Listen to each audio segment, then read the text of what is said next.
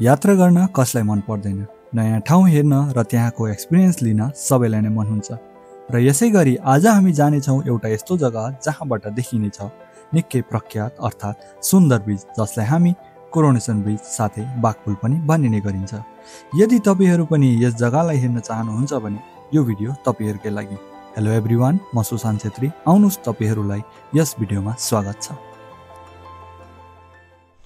Hello ji, good morning. It's around 7 o'clock र म चाहिँ यहाँबाट निस्किनु लागेको। बाटोतिर भेटौँ है त। म बिहानी 7 बजे घर परिवारलाई बिदा माग्दै आफ्नो डेस्टिनेसन तर्फ लागे र मेरो पहिलो डेस्टिनेसन हुन जान्छ चाल्सा। हेलो जी, र म ठ्याक्कै अहिले चाल्सा आइपुगेछु and I would like to introduce someone who join me as a pillion rider and to continue this journey हैन। So she is none other than मेरी पसन्दीदा औरत।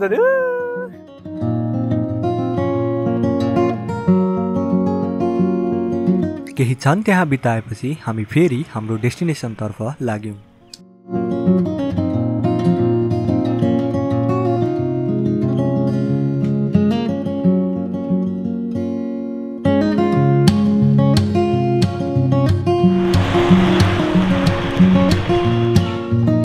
खाजाको निम्ति हामी डुवर्समा निकै नै प्रख्यात बाख्रीकोटको एउटा होटेलमा रुक्यौं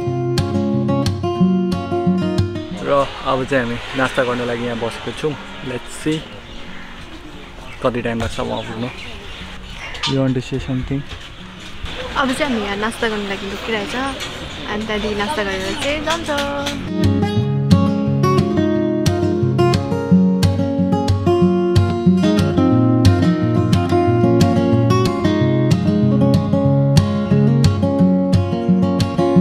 यात्राको केही समय पश्चात नै हामी डुवर्सका कतिपय सहरहरूलाई बिदा दिँदै पहाडी परिवेशमा पुग्दैथ्यौँ।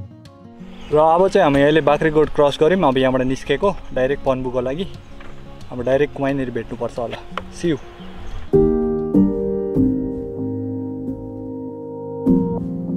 हामी डुवर्सवासीहरूलाई पहाड हेर्न पाएमै हामी अत्यन्तै खुसी हुन्छौँ र अगर तपाईहरू पन्बु जानुहुन्छ भने बाघपुल पार गरेर कालिम्पोङ जाने बाटो तर्फ लाग्नुहोस् र केही क्षणपछि नै आउनेछ कालीझोडा ड्याम।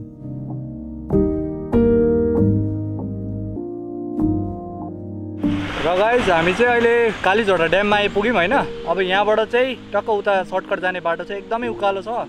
त्यहाँ अब भिडियो गर्नु मिल्यो भने गर्छु, रादर देन अब के हुन्छ आई विल सो यु। ल यहाँ चाहिँ सुट गर्नु पाउँदैन, आई गेस म यहाँ गर्दिनँ होला हो। सियु।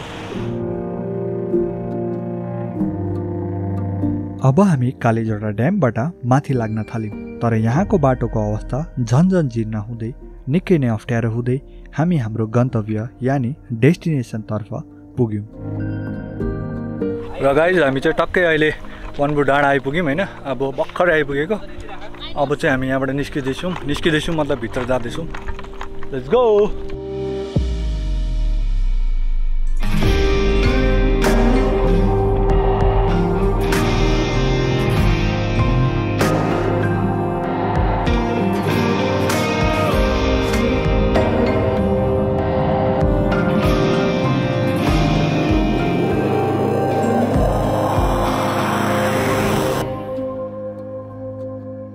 अब चाहिँ हामी पन्बु डाँडा आइपुग्यो। त्यहाँदेखि चाहिँ अब एकछिन रेस्ट गर्ने।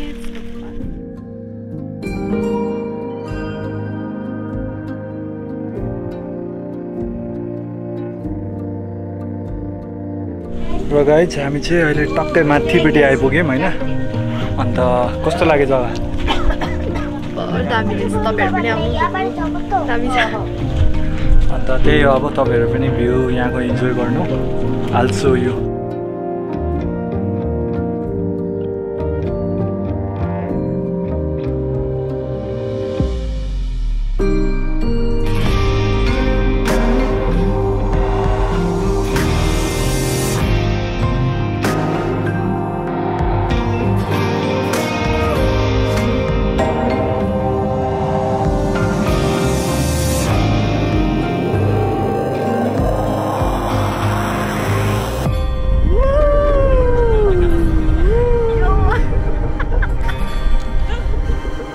कालिम्पोङ जिल्ला अन्तर्गत पर्ने यस क्षेत्रलाई भनिन्छ पन्बु डाँडा। र गाइज हामी चाहिँ अहिले पन्बू डाँडामा छौँ होइन।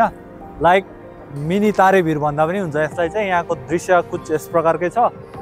अन्त यहाँको चाहिँ टिकट 20 रुपियाँ पर्छ भित्रको छिर्नु लागि। अरू के भन्नु, अब भ्यू पोइन्ट छ, राम्रो छ। तपाईँहरूले म्युजिक भिडियो या केही त्यस्तो सुटहरू गर्नु आउँदा पनि यहाँ मिल्छ। रिल्सहरू बनाउनु लागि एकदम बेस्ट जग्गा छ। एन्ड अरू त्यही हो, यहाँ अगाडि एउटा मन्दिर पनि छ जो चाहिँ मैले अघि देखाइहालेँ होइन भिडियोमा। त्यही हो, आज चाहिँ मजाले इन्जोय गरेँ हामीले। अन्त अब चाहिँ अलमोस्ट टाइम पनि हुन आँट्यो। अब हामी निस्किने यहाँ सनसेट हुन लागेको छ। अलमोस्ट 4:30 भइसकेको छ। एन्ड हामीलाई बिरपाडा पनि फर्किनु छ। सो त्यही हो, अब एकछिनमा हामी निस्किन्छौँ हल्का गफसफ गरेर। अन्त त्यही हो, ओके सी यू, मिल्ते। बिरपाडादेखि पन्बू डाँडाको यस यात्रा एकदमै राम्रोसँगले सफल हुन गयो र यो पालि यस भिडियोलाई हजुरहरूको धेरै मायाको खाँचो परिआएको छ। आशा छ सबै थोक पुर्याइदिनुहुन्छ होला र आफ्नो मनको भाव पनि यस भिडियोमा पोख्न सक्नुहुनेछ। धन्यवाद।